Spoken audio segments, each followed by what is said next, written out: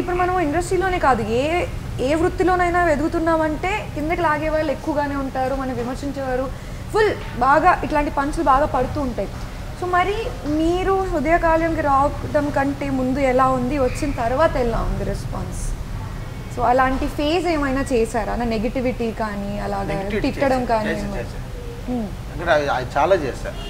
ఎందుకంటే జస్ట్ నా ఫ్రెండ్స్, నా రిలేటివ్స్ వీళ్ళు హృదయకాలం సినిమాగా నేను హీరోగా చేస్తున్నా అన్నప్పుడు వాళ్ళు చాలా ఏంటి పిచ్చ ఆయనకి ఏమన్నా, ఈ టైంలో ఈయన ఎవడు పెట్టుకుంటాడు, ఈయనని కూడా కాదు పక్కన పెట్టు, వీడిని ఎవడు పెట్టుకుంటాడు హీరోగా అసలు.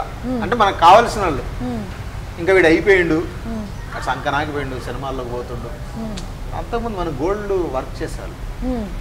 దాని ద్వారా అంటే కొంతమంది కస్టమర్లకి ఈ విషయం మనకు గిట్టిన వాళ్ళు చెప్పడం వల్ల కస్టమర్లు కూడా కొంచెం వెనక్కి తగ్గారు.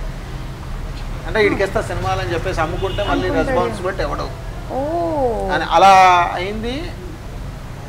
వాళ్ళని వెళ్ళి నేను ఎప్పుడన్నా అడిగినప్పుడు, తర్వాత నా ప్రాబ్లం ఉన్నప్పుడు అడిగినప్పుడు, నాకు ఏదన్నా ఫైనాన్షియల్ ప్రాబ్లం ఉన్నప్పుడు వాళ్ళతో ఏదైనా డిస్కస్ చేసినప్పుడు వాళ్ళు ఇచ్చే ఉచిత సలహాలు ఏంటంటే మానేచ్చు కదా, వాళ్ళు కూడా హాయిగా ఏదైనా పని చేసుకోవచ్చు కదా, ఎందుకు వాళ్ళు ఎవరు మనోళ్ళ, మన ఊరోళ్ళ కాదు, మన పక్క ఊరోళ్ళ కాదు, నేను ఎవరు పెట్టుకుంటాడు?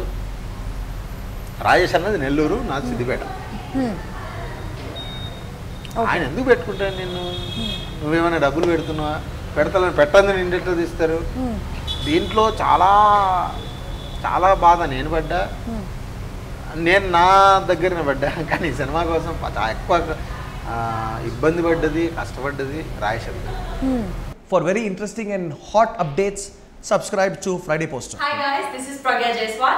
Please subscribe to Friday Post. Please subscribe to Friday Poster. Hello viewers, thank you for tuning into Friday Poster.